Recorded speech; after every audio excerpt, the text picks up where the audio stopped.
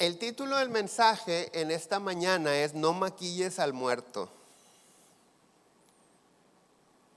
Dile al que está al lado tuyo, no maquilles al muerto. La semana pasada hablamos acerca del sentido en general en el que generalmente oramos. ¿En qué sentido es nuestra oración? Todos los domingos tenemos la oportunidad de escribir en el sobre donde depositas tu diezmo una petición. Y no necesitas meter dinero para poner una petición. Probablemente no traigas, pero eso no quiere decir que no puedas decir, oye, yo quiero que oren por mí en este sentido. Pero en algunos casos yo siempre envío un mensaje de oración vía WhatsApp a las peticiones que ponen. Y es importante que si no nos diste tu número de teléfono, nos lo des ahí en la hora de registro para precisamente tener esa interacción y saber si ya te contestó Dios o que me digas cómo te fue, etcétera, porque nosotros seguimos orando en eso. Entonces, cuando tú escribes esa petición, yo la leo, yo oro y mando a veces un audio o te mando un texto. Pero en algunos casos les he mandado una exhortación a algunos de los que escriben sus peticiones y les digo, te invito a hacer un ejercicio de meditación acerca de tus peticiones. O sea, ¿por qué en algunos casos? Porque en algunos casos me ponen finanzas, salud, matrimonio. Pero no sé si está agradecido porque es millonario. No sé si está enfermo o quiere seguir en buena salud. No sé si se quiere casar o ya necesita que Dios meta la mano en el matrimonio. Ahora, está bien, pero las 52 semanas del año, finanzas, salud, matrimonio, ya es como automatizado. Entonces, en ese sentido, yo les he animado a algunos que les mando el mensaje y les digo, oye, no sé qué tengo que orar, en qué sentido, pero sé las 3 temas que traes, pero tienes 2 años así, finanzas, salud, matrimonio, finanzas, salud, matrimonio. ¿Por qué no te sientas un momento? Yo voy a seguir orando por tus finanzas, tu salud y matrimonio, pero ¿por qué no te das un espacio y le pides al Espíritu Santo? Porque la Biblia dice que no sabemos orar como nos conviene, pero que le pidamos al Espíritu Santo que nos guíe y nos enseñe en la oración.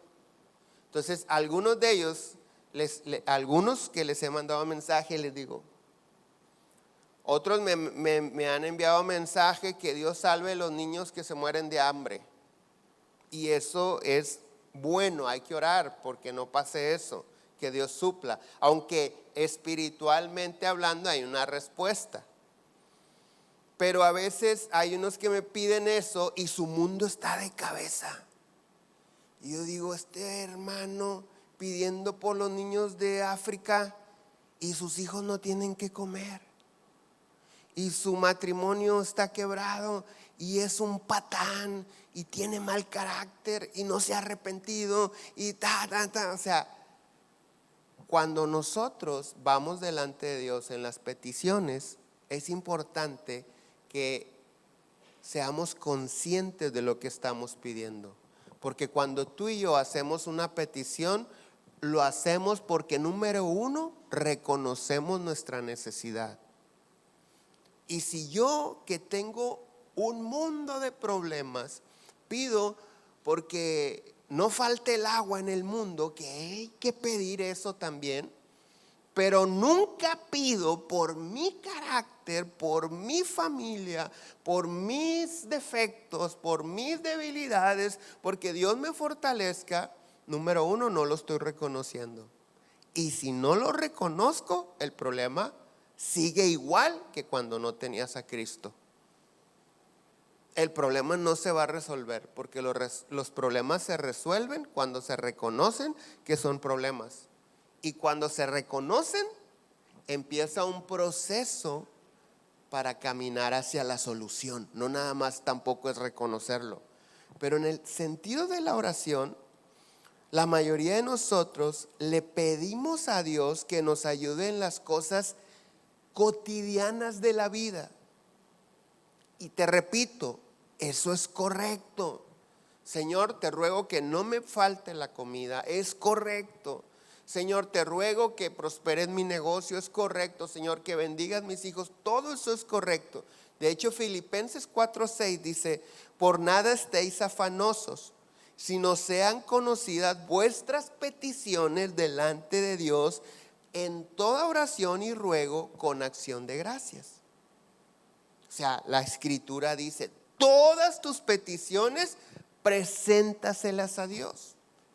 Pero generalmente nosotros estamos pidiéndole a Dios que nos ayude a solucionar la vida terrenal nada más. Que te repito, es correcto. Pero esta vida es temporal. Pedir por nuestras necesidades todos los días, rogarle a Dios todos los días es correcto. Pedir que Dios te ayude, te sane, te prospere, es algo que nunca debemos dejar de hacer. Pero la mayoría de las ocasiones, nuestras oraciones son un grito de auxilio por las consecuencias de nuestra manera equivocada de vivir aquí en la tierra. Y la misericordia de Dios, que es tan grande, se manifiesta y viene a nuestro auxilio. Eso es maravilloso. Pero eso no arregla el problema de raíz. Por ejemplo, si tú te caes en un lago, en el mar, en una alberca, en un río y no sabes nadar, tú necesitas urgentemente auxilio. Un salvavidas, una barca, una persona que te saque del agua. Pero el hecho de que te auxiliaron no quiere decir que ya sabes nadar. Si vuelves a caer en el agua, vas a requerir auxilios. Y si no hay nadie que te ayude, te vas a ahogar. Entonces, en algunas ocasiones nuestras peticiones son un grito de auxilio. Y Dios en su misericordia nos levanta, nos rescata. Pero eso no quiere decir que mi vida, que lo que me llevó a necesitar urgentemente el socorro, el pronto auxilio de Dios, ya no lo tenga. Lo repito. Los gritos de auxilio que a veces son en nuestra oración son el resultado de nuestra manera equivocada de vivir. Por ejemplo, algunos tenemos problemas económicos y oramos y rogamos a Dios que supla, que nos prospere y cosas por el estilo. Sin embargo, la mayoría de las veces que no es que nos falte dinero, es que estamos viviendo la vida de manera incorrecta. Si el dinero no te alcanza, la pregunta es, ¿por qué no te alcanza? Porque es poco el dinero para el estilo de vida que tú quieres vivir, que tu dinero no puede pagar. ¿Por qué es poco? No está mal querer tener un estilo de vida mejor. Lo que está mal es no tener para financiarlo y querer vivirlo o disfrutarlo. Entonces, no es que no te alcance el dinero, es que no estás produciendo el dinero que el estilo de vida que quieres vivir requiere. Si nosotros somos conscientes, esto no quiere decir que no tengamos fe, no quiere decir que no tengamos aspiraciones, pero si nosotros somos conscientes del dinero que recibimos producto de nuestro trabajo, y hacemos una administración real con los pies en la tierra, te quiero decir que el dinero no te va a faltar con ese sueldo. Y vas a ser feliz y vas a vivir en paz y no vas a andar ansioso ni estresado. Pero muchos queremos más sin producir más. Entonces hacemos compromisos. Es un ejemplo, necesito un automóvil, pero no tengo para comprarlo. Pero me dan un crédito. Pues lo tomo, pero no tengo para pagar el crédito. Y cuando llega la fecha de pagar, Señor, suple, auxilio, me está yendo mal, no me alcanza el dinero. No es que no te alcance el dinero, es que estás viviendo la vida equivocadamente.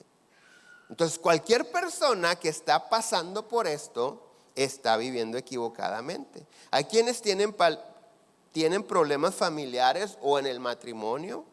Hay hombres que al estar maltratando a su esposa durante tanto tiempo, generan que ella, en su reacción por salvarse o de hartazgo, tome decisiones extremas en las que diga, ya no te quiero volver a ver en mi vida, olvídate. No me importa si nos divorciamos o no, yo me voy de la casa o te vas de mi casa. Y el marido, cuando se ve en esa situación, ora a Dios cuando lo abandonan o cuando lo corren de la casa. Y algunos me han pedido oración y me dicen, pastor, ore a Dios, que Dios le ablande el corazón a mi esposa. Si viera qué corazón tan duro tiene.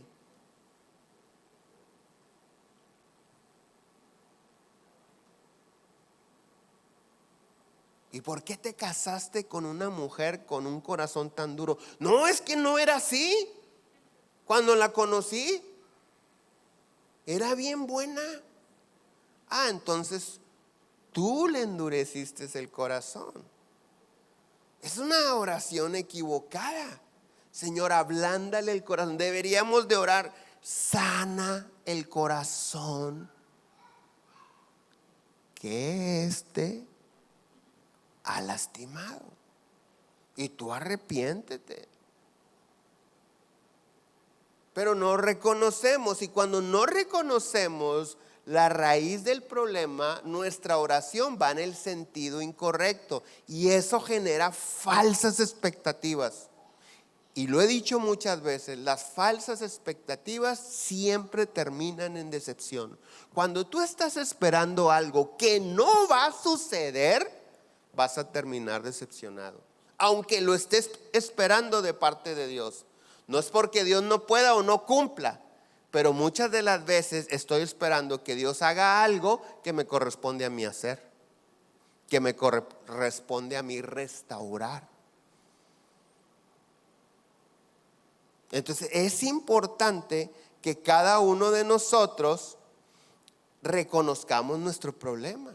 Ahora, yo le he dicho a ese hombre, el corazón duro de tu esposa es el resultado de tu manera equivocada de tratarla. Ahora, aplican restricciones. Recuerda que en el matrimonio no puede haber un consejo generalizado, porque cada matrimonio es diferente. Entonces, el título del mensaje de hoy es No maquilles al muerto. ¿Cuál es la razón por la cual los muertos son maquillados? ¿Por qué se maquillan a los muertos? ¿Sabes que la cara muerta de una persona se mira, número uno, sin color? Los músculos faciales se sumen, se caen. No hay muerto que luzca con vida, radiante. Entonces se les maquilla para que sus seres queridos no se espanten al verlos, para que no digan, se genere un trauma o algo, y se puedan despedir del cuerpo de su familiar de una manera más tranquila. Hay algunos que maquillan cadáveres, que hacen un trabajo tan excelente que hasta parece que la persona muerta está viva. Pero que se mire bien no quiere decir que está vivo. Yo he estado en algunos funerales donde la viuda, me ha tocado, la mujer ya anciana que está velando el cuerpo de su marido, anciano también, dice: ay, qué guapo se mira mi viejo, tómenmele una foto por favor. Y dices: está muerto, ¿cómo? Es que hicieron un trabajo tan bueno a la hora de maquillarlo, que la mujer que ha dormido toda su vida al lado de él dice que se mira como si estuviera dormidito nada más y no muerto. A veces nuestras oraciones a Dios son como si le pidiéramos maquillaje. Espiritualmente algunos estamos muertos, pero queremos vernos bien. Y nuestra oración es: Señor, ponme maquillaje, que me mire bien, no importa si no estoy bien, que los demás nos vean felices aunque por dentro estemos muertos. La semana pasada yo comentaba que los padres siempre pedimos que Dios cuide a nuestros hijos, que les dé salud, que los prospere económicamente. Y te repito, eso es correcto y nunca hay que dejar de hacerlo. Pero espiritualmente nuestra oración en la vida de nuestros hijos no trasciende. ¿Por qué? Porque a veces le estamos pidiendo a Dios solamente las cosas terrenales, perecederas, no las que trascienden a la vida espiritual. Déjame te digo un poquito más de esto. Todo padre quiere ver a sus hijos prósperos y oramos a Dios: Dios, prospera a mi hijo. Pero algunos hijos no trabajan, son irresponsables, son negligentes, son mal administrados. Y yo lo he dicho muchas veces, la prosperidad no tiene nada que ver con tus creencias religiosas. Si tú crees en Dios, no eres rico ni próspero. No vas a prosperar por creer en Dios. Si tú no crees en Dios, no vas a ser pobre porque no crees en Dios. Porque la prosperidad es el resultado de una buena administración. La persona que prospera es aquella que trabaja y se administra correctamente. Hay quienes no creen en Dios, no oran a Dios, nadie ora por ellos y son prósperos. ¿Por qué? Porque trabajan, son responsables, diligentes y bien administrados. Aunque al final de cuentas todo esto, la prosperidad, la salud, el bienestar terrenal, no trasciende en lo más importante, en la vida eterna. Nuestros hijos pueden ser unos pecadores. Y la palabra de Dios dice que sin Cristo, sin arrepentimiento, no hay vida eterna. Y a veces nosotros, en lugar de pedir por su salvación, pedimos porque les dé un carro nuevo, que se mire bien, que no batalle. Podemos tener una familia en armonía, una economía estable, un cuerpo sano, pero sin Cristo no entraremos al cielo.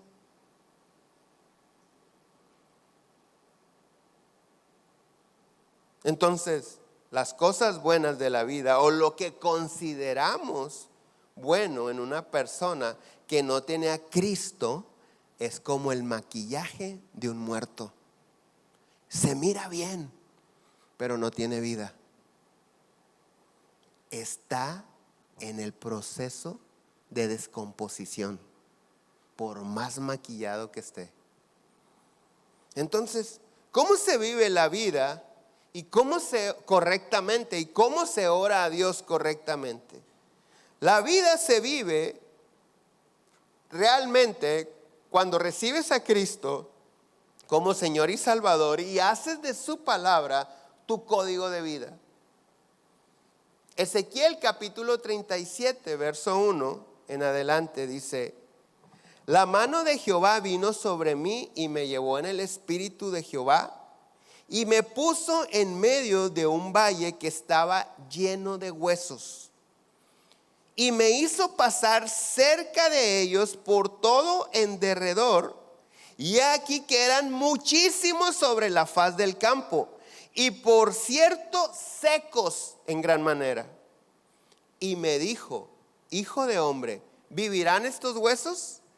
Y dije: Señor Jehová, tú lo sabes. Me dijo entonces: profetiza sobre estos huesos y diles: huesos secos, oíd palabra de Jehová. Esta escritura nos enseña algo bien importante. ¿Qué tenemos que hacer frente a un muerto espiritualmente hablando? Profetizar. ¿Pero qué tengo que profetizar? Palabra de Dios, no ocurrencias. Palabra de Dios. Y me dijo entonces: profetiza sobre estos huesos y dile: huesos secos, oíd palabra de Jehová. A veces los padres profetizamos. Yo profetizo carro nuevo, mijo. Yo profetizo casa nueva. Ahora, dentro de la palabra de Dios encontramos el deseo de Dios de que seamos prosperados. Pero también la misma palabra de Dios dice que primeramente se tienen que hacer tesoros en el cielo.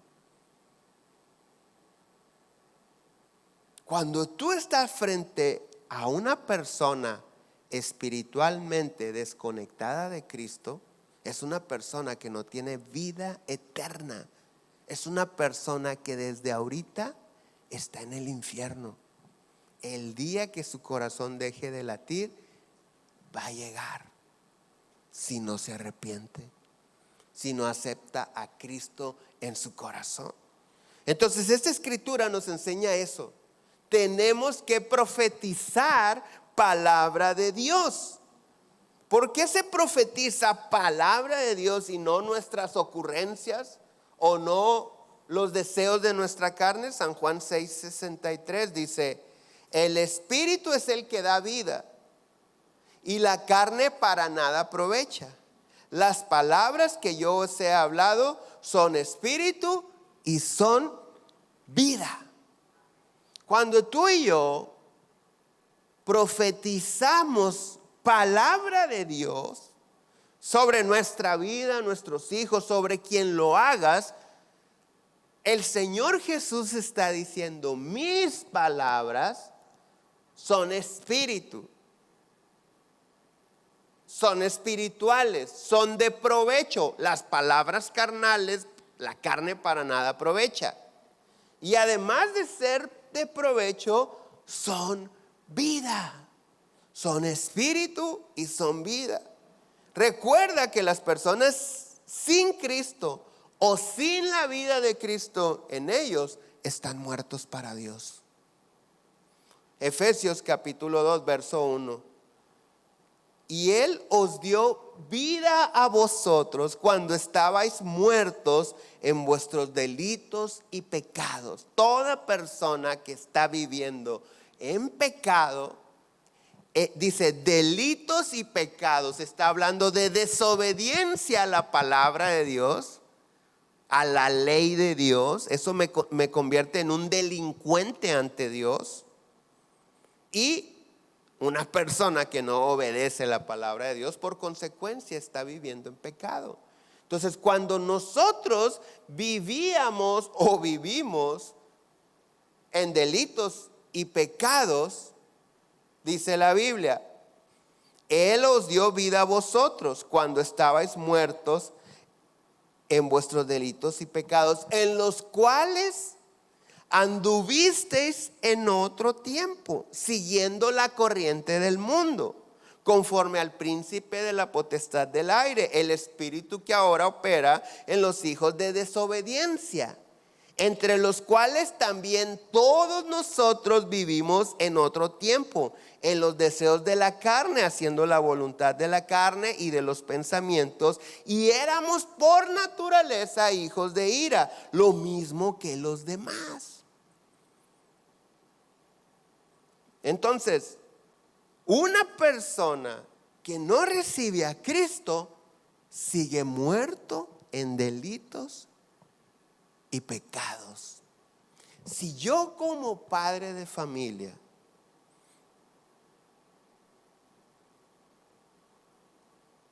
le pido al Espíritu Santo, Espíritu Santo, ayúdame, guíame a orar por mis hijos, pero mis hijos están muertos para Dios, ¿cómo crees que el Espíritu Santo me va a guiar?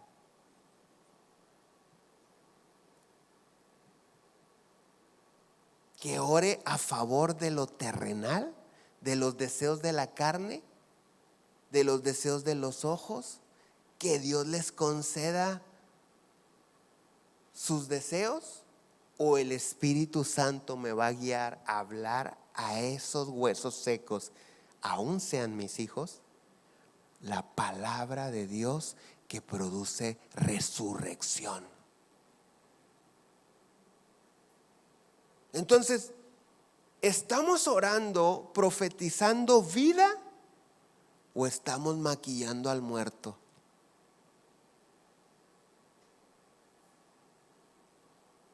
Profetizar, ¿qué es profetizar? A lo mejor tú dices, no, yo no soy profeta.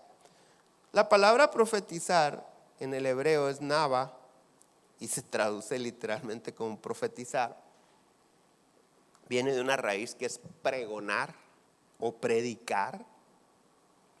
Y con mayor frecuencia, nava sirve para describir la función del verdadero profeta cuando comunica el mensaje de Dios al pueblo bajo la influencia del Espíritu Santo.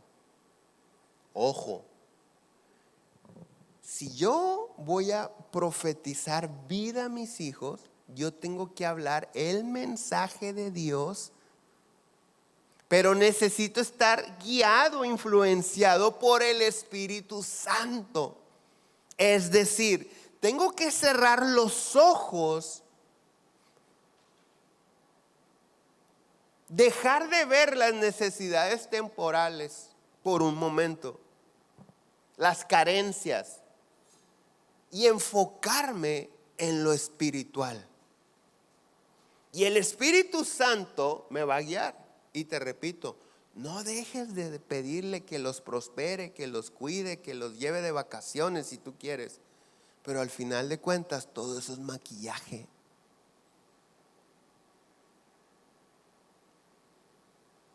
Entonces, profetizar es hablar un mensaje de Dios dirigido por el Espíritu Santo. Y se profetiza la palabra de Dios. Ahora en el verso 5, continuando con Ezequiel 37, así ha dicho Jehová el Señor a estos huesos. Es la instrucción que le está dando Dios al profeta.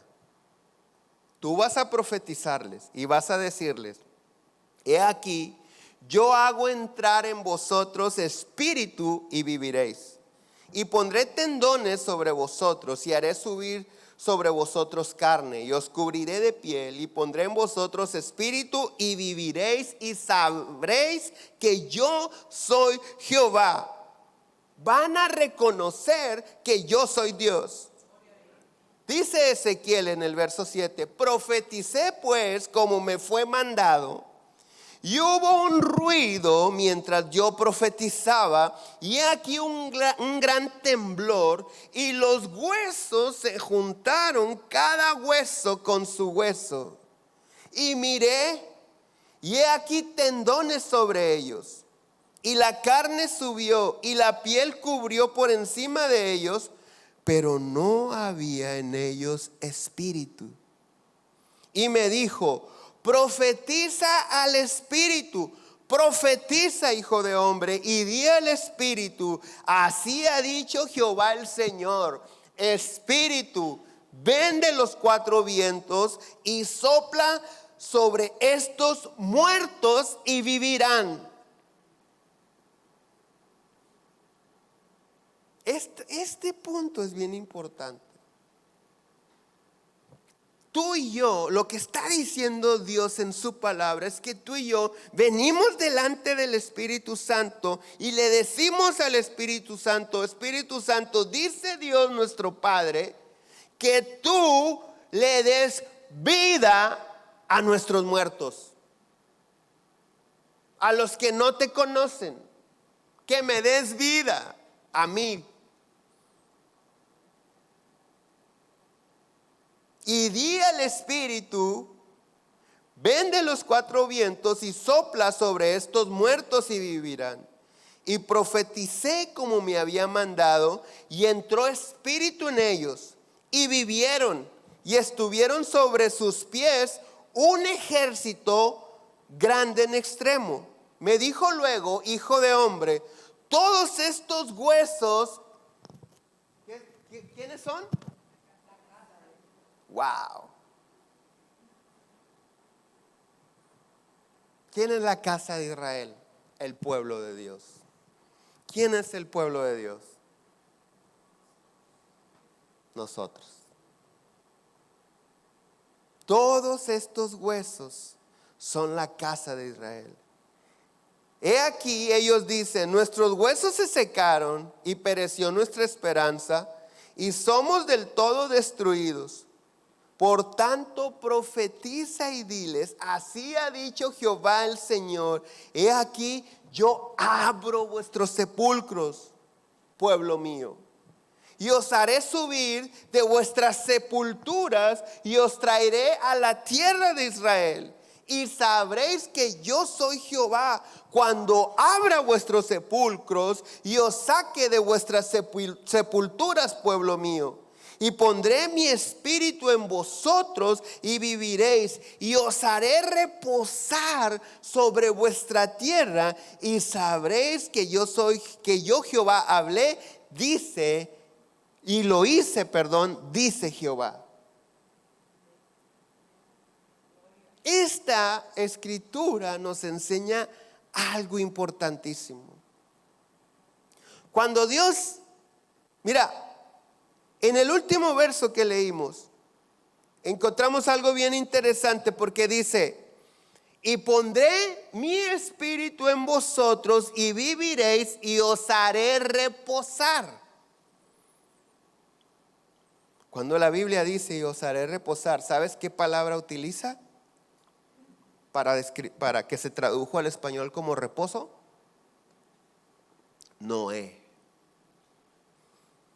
Como el del arca de Noé, el nombre de Noé. Y los haré como Noé. Y los haré Noé. ¿Por qué como Noé? Porque Noé hablaba con Dios, vivió una vida y caminó dentro del propósito divino. Dios le proveyó todo.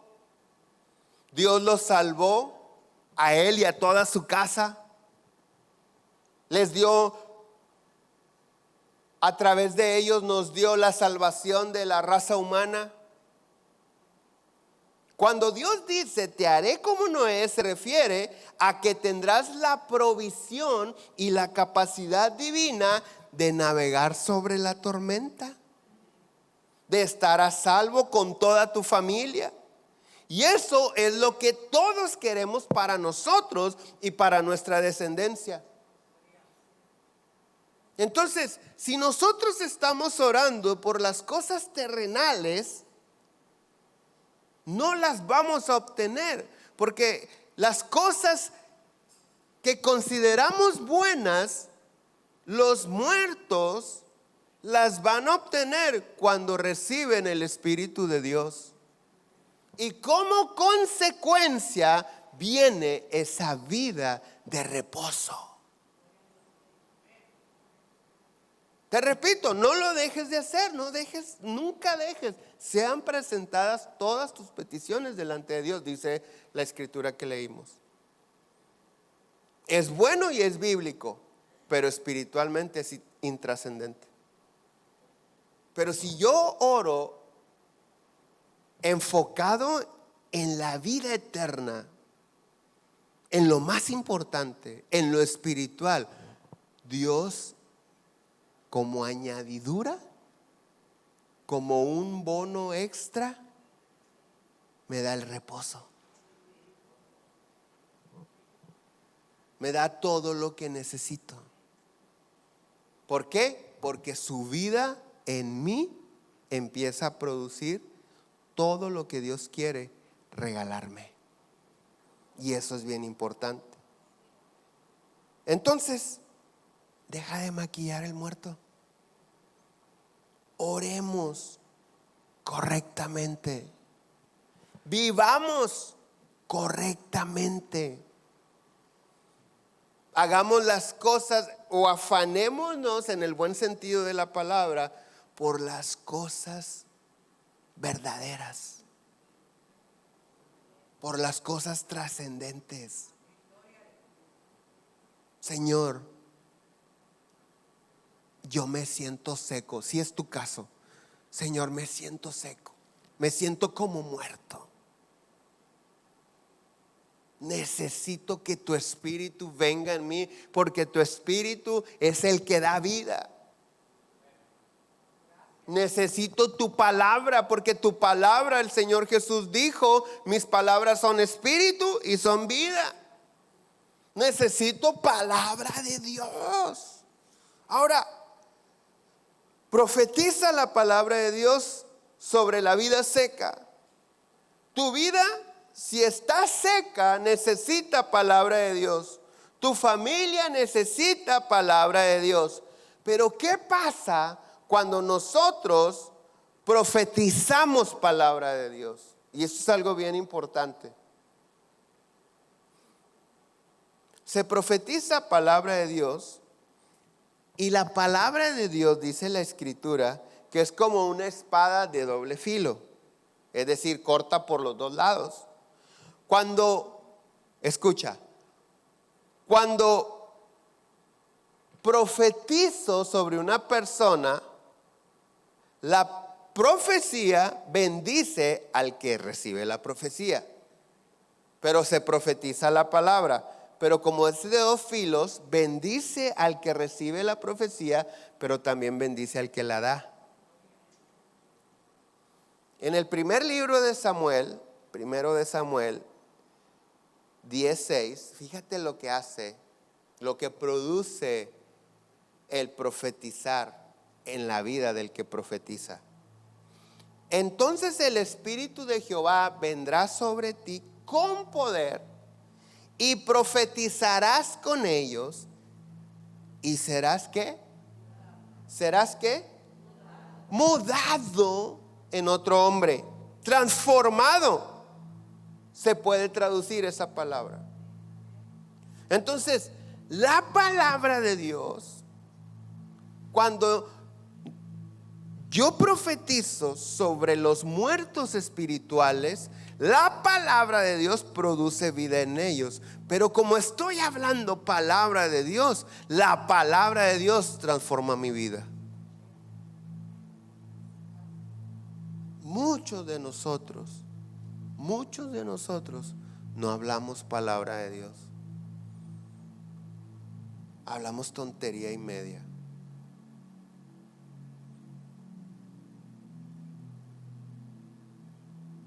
Tenemos frases que suenan espirituales, pero que no son palabra de Dios. Ayúdate que yo te ayudaré. ¿Dónde dice eso?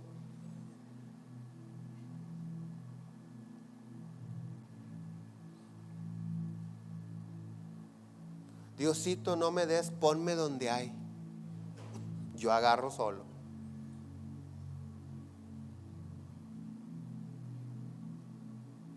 Muchos no hablamos palabra de Dios. Y si no hablamos palabra de Dios, nuestra transformación está pausada. Porque lo que transforma la mente y el corazón del hombre no es un regaño,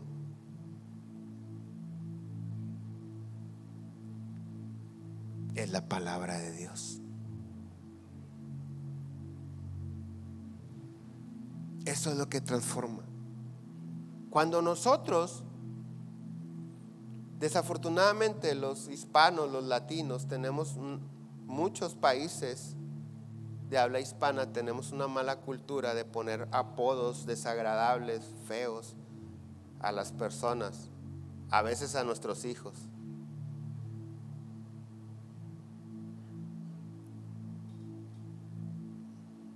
Burro, háblale al burro aquel. ¿Y cómo es el niño? ¿Y cómo es el joven? ¿Y cómo terminó? Tú sabes que nosotros en la cárcel, algunos muchachos que están ahí con condenas que no les va a alcanzar la vida para cumplir, algunos de ellos, cuando empezamos a platicar más, ellos con el corazón abierto nos dicen: hermano, pero si toda la vida mi mamá me dijo que yo iba a terminar en la cárcel, desde que me acuerdo, no sirves para nada, tú vas a terminar en la cárcel. Aquí estoy, hermano.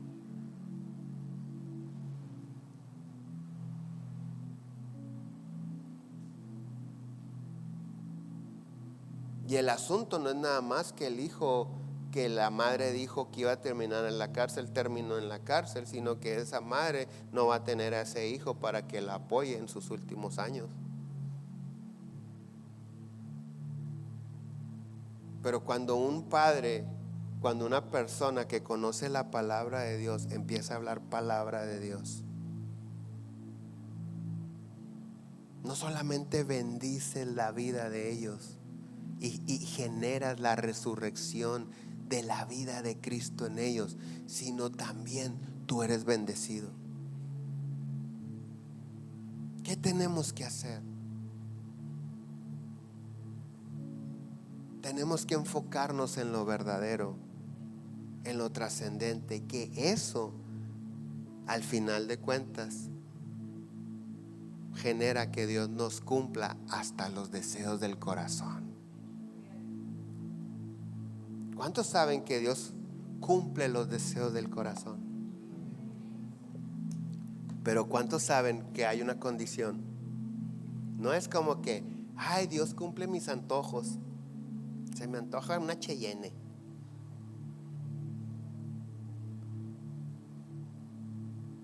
¿Cuál es la condición para que Dios cumpla los deseos de mi corazón? Deleitarme en Dios. Deleitarte en Dios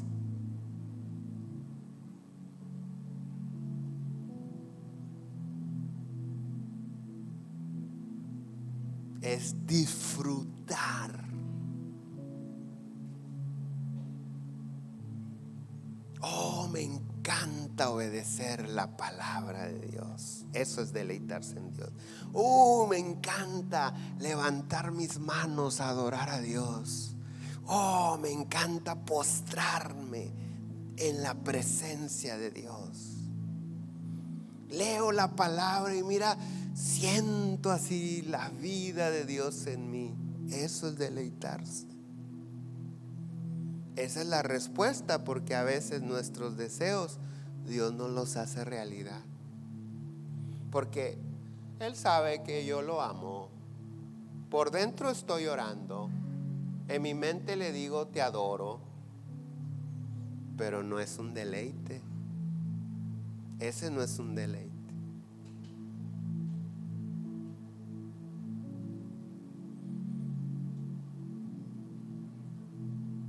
Es como cuando te sirven tu platillo favorito. Todavía no llega a la mesa. Es más, entras a tu casa y si lo cocinaron dices,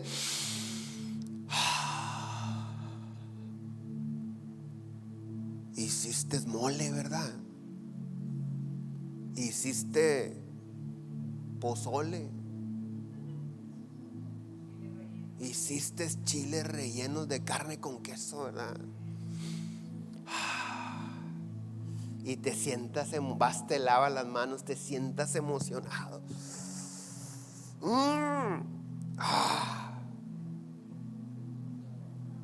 Eso es deleite. Y el primer bocado, hasta cierras los ojitos. Qué rico. Eso es deleite.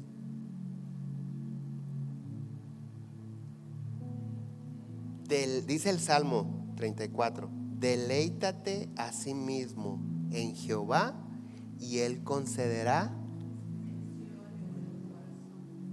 Entonces, si yo quiero que Dios conteste las peticiones de mi corazón o el de mis hijos, ¿qué necesitamos?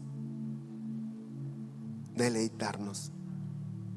Pero si están muertos, si estoy muerto, si la vida de Cristo no está en mí, yo necesito palabra de Dios. Y ellos necesitan que tú como padre profetices sobre ellos palabra de Dios. Mis padres se cansaron de darme buenos consejos. Un día mi papá me dijo: mira, Cachino, ya lo único que te voy a pedir es que cuando te vea alguien haciendo lo que tú quieres hacer, te digas: mi papá no está de acuerdo con eso. Yo creo que él se imaginaba que yo iba a andar por la calle: mi papá no está de acuerdo con esto, mi papá no está de acuerdo con esto. Pero así me dijo: ya, nada más. Si alguien te dice: oye, ¿qué dice tu papá lo que hace? No está de acuerdo con eso. Ya, haz lo que quieras.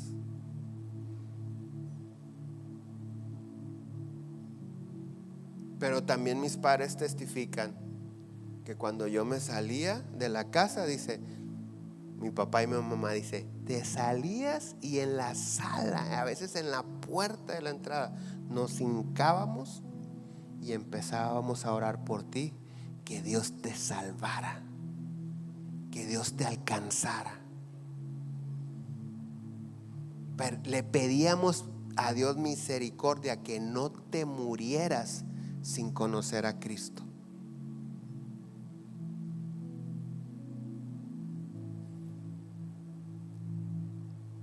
Y Dios, como es el Espíritu Santo el que guía esa oración, a veces Dios les ponía a orar por mí en el momento exacto que yo podía perder la vida. Así, en el momento exacto. Lo comprobamos muchas veces.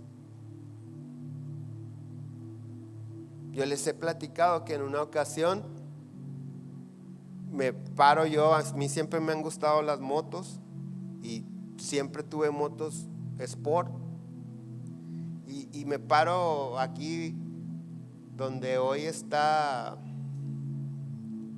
la botanería, por ahí en Paseo Colón, me estaciono y estoy temblando porque estuve a punto de matarme. Nada más Dios me salvó la vida. Y llegan mis papás de ratito y yo me temblaba todo el cuerpo. Estoy sentado sobre la moto, recargado, impactado, diciendo: no, ¿cómo Dios? No dije cómo Dios, dije: ¿cómo no me maté? Ahorita estuviera muerto. O sea, y llegan mis papás y me dicen: ¿qué estás haciendo aquí solo? Le digo: estoy bien asustado. Ahorita estuve a punto de matarme en la moto. Iba como a 110 millas por hora por Ruiz Cortines, de el parque hacia Paseo Colón, y un camión urbano, ya ves que a veces no son tan cuidadosos, se me puso enfrente. Yo no sé si el hombre lo hizo adrede o no, pero de milagro, de puro milagro. Yo me acuerdo que me agaché, bueno, esas cosas vas agachado, pero no miré para enfrente, miré la llanta y dije, lo más que la pueda pegar al cordón, y si no, me mato ahí. En eso, según yo, me enfoqué. Yo sé que fue la mano de Dios. Total que les platico y me dicen mis papás, salimos a buscarte porque hace 15 minutos Dios nos dijo, oren por su hijo, su vida está en peligro. Dije, ¿me acabo de parar aquí? Dijo, sí, porque oramos como 10 minutos y nos salimos a ver si te mirábamos en la calle. Dije, no, pues gracias por sus oraciones.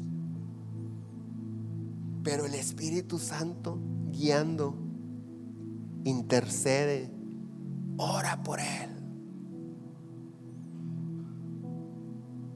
¿Qué tenemos que hacer nosotros? Enfocarnos en lo verdadero. Si su palabra, si Jesús dice, mis palabras son vida y espíritu, es porque es lo que necesitamos. Cada vez que tú y yo hablamos la palabra de Dios, estamos hablando palabra que trae vida a la gente que la oye. Pero se profetiza con la convicción de que tengo un mensaje de Dios. A mí me llama la atención que Ezequiel está frente a un valle, dice, lleno de huesos secos. O sea, no había orejas que escucharan la palabra, eran huesos. No existía un sistema auditivo en ninguno de ese cuerpo. Al final dice, y se puso en pie un ejército grande, vivitos todos. Pero cuando la profecía empezó a ser sonada, no había oído que escuchara la palabra de Dios. Y esto es impresionante, porque a veces nuestros muertos, la gente que no tiene a Cristo, que no quiere nada con Cristo, no quiere oír la palabra de Dios, cierran sus oídos. Pero el hecho de que ellos no tengan oídos para oír no debe de hacer que tú dejes de profetizar. Tú tienes que profetizar. Así dice Dios. Así como mis padres se cansaron de aconsejarme, yo me pudiera cansar de aconsejar a mis hijos, pero nunca lo vamos a dejar de hacer. Pero sin embargo, una cosa es mi consejo bien intencionado y otra cosa es la palabra de Dios. La palabra de Dios es vida. La palabra de Dios trae resurrección. La palabra de Dios sana. La palabra de Dios abre los ojos. Pero no sé qué palabra le doy a este muerto que traigo aquí.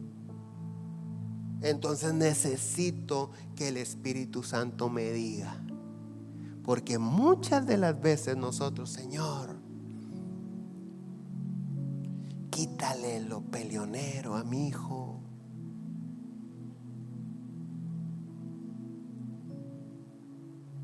No se lo puede quitar. ¿Por qué? Porque ese es el resultado, no es la raíz.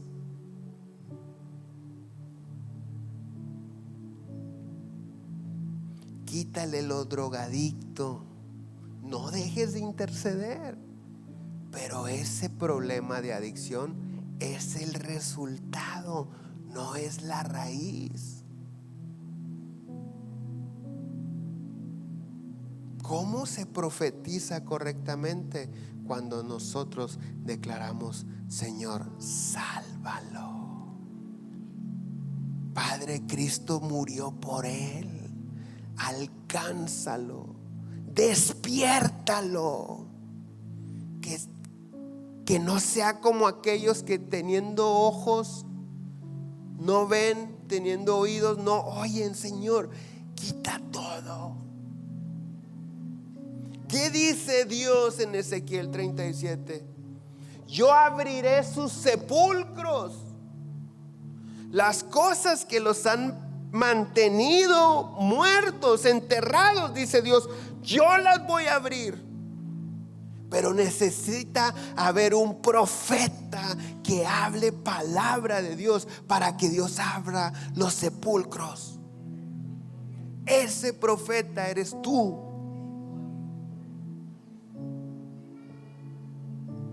Hace muchos años había una Biblia que se llamaba la Biblia Arcoíris. Y la Biblia Arcoíris se llamaba Arcoíris porque las temáticas de la Biblia las traía de diferentes colores. En azul era un tema, el naranja era otro tema. Entonces, donde tú abrías la Biblia y mirabas una parte naranja, ahí hablaba de salvación. El otro, el rojo, era amor. El otro, y así. Y cuando uno quería, antes de que existieran estas cosas, cuando uno quería tener toda la información sobre un tema, la Biblia Arcoíris era de mucha ayuda. La concordancia es de mucha ayuda. Porque ¿qué es la concordancia? La concordancia es todas las citas bíblicas que concuerdan en el tema o en la palabra que tú estás buscando. Amor, y ¡fum!, te salen un mundo de citas. Antes lo teníamos que hacer a mano. Mira, yo sigo teniendo mis diccionarios bíblicos físicos ahí en la oficina. Ahora, con estas cosas, ya ni lo escribes. Ya nomás le dices, yo le digo: doña Siri, ¿qué dice la Biblia de la rebeldía? Y me da, esto es lo que encontré.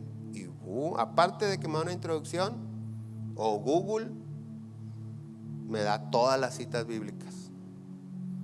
Entonces, si tú identificas el problema espiritual que hay en tu casa, en tus hijos, que el Espíritu Santo te lo revele, y sabes que ahora lo que los va a despertar de ahí, los va a resucitar de ahí, es la palabra de Dios.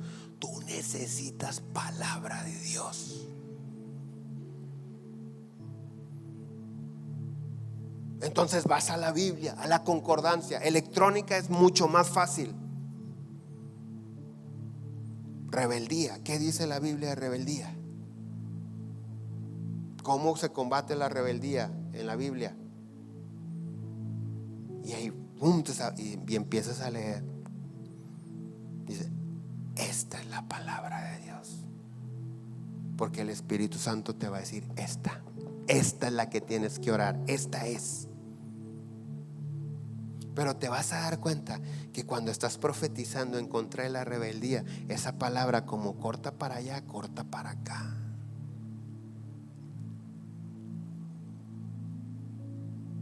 Y todo lo que tú estás profetizando de bendición, de vida, de resurrección, también se viene para acá. Y en lo que yo estoy: Señor, bendice, despierta, resucita, quita toda necedad, toda venda de los ojos, y estoy hablando, mi vida empieza a ser transformada. ¿Y qué crees que sucede cuando mi vida está siendo transformada? Mi manera de enfrentar la vida cambia. Porque ahora estoy inspirado por la palabra de Dios, que es de dos filos. Y entonces tengo fe. Y no importa que los huesos, bueno, ya se juntaron, pero sigue muerto. Pues sigue profetizando y diles: voy a poner tendones, que es la función de unir los huesos. Voy a subir carne, profetiza. Voy a subir piel, profetiza. Y estuvieron de pie, pero muertos. Bueno, ahora profetiza. ¿Qué nos está enseñando esta escritura? Que no es nada más de una oracioncita así. No, yo profetizo, no sé cuándo, pero yo sé, un día, Señor, yo declaro que todos mis hijos te van a servir.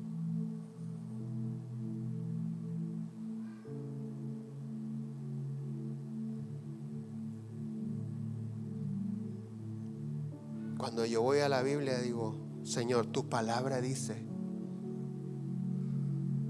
que toda lengua confesará que Jesucristo es Señor. Mis hijos tienen lengua.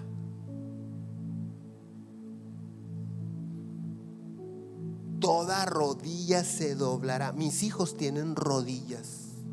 Haz que su lengua confiese y que sus rodillas se postren ante Jesucristo tu Hijo.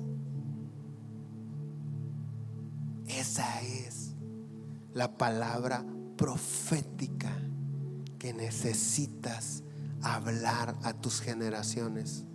Y cuando la hablas, dices, pues, el buen juez, pues déjame me postro, pues déjame hablo.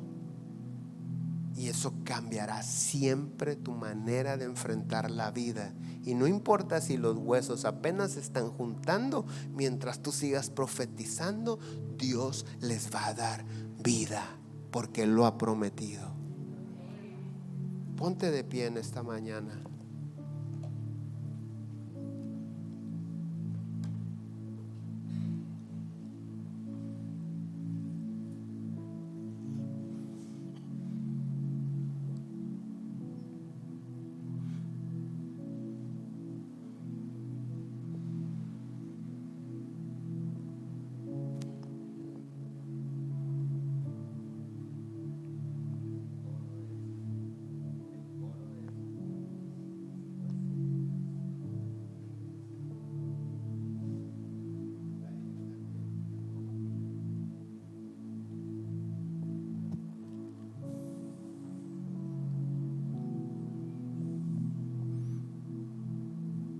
Señor,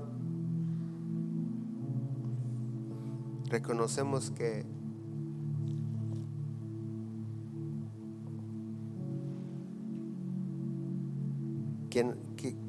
nos falta tu palabra a la hora de orar.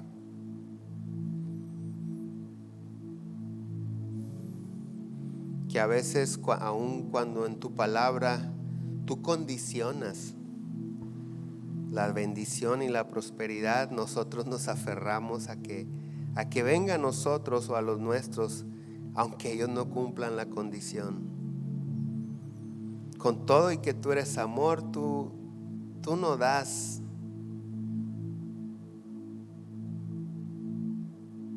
si no obedecemos.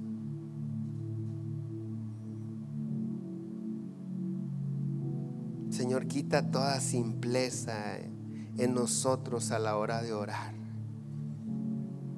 Que no nos inspiremos en cosas que suenan como espirituales, que no son bíblicas.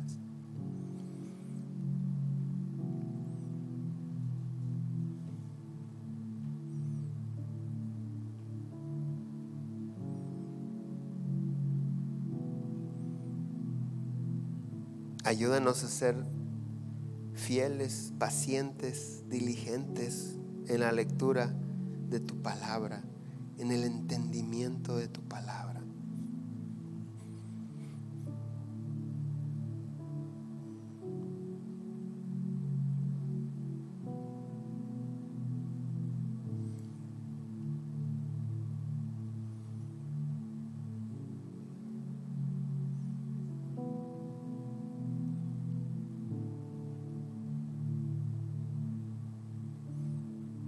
Señor, queremos que tu Espíritu Santo nos dirija en todo y más. Si ya estamos orando, si ya dedicamos un tiempo de oración, queremos hacerlo bien. Espíritu Santo, te pedimos primero por nosotros mismos. Abre nuestros ojos del entendimiento.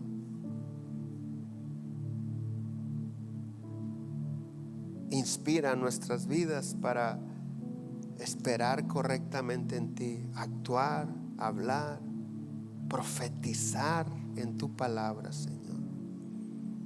En el nombre de Jesús.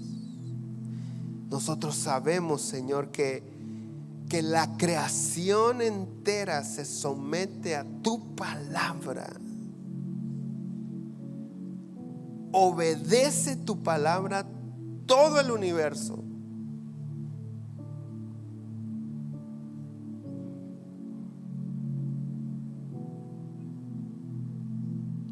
Háblanos, Señor. Háblanos y danos el discernimiento de hablar tu palabra. Revélanos la palabra que tenemos que hablar.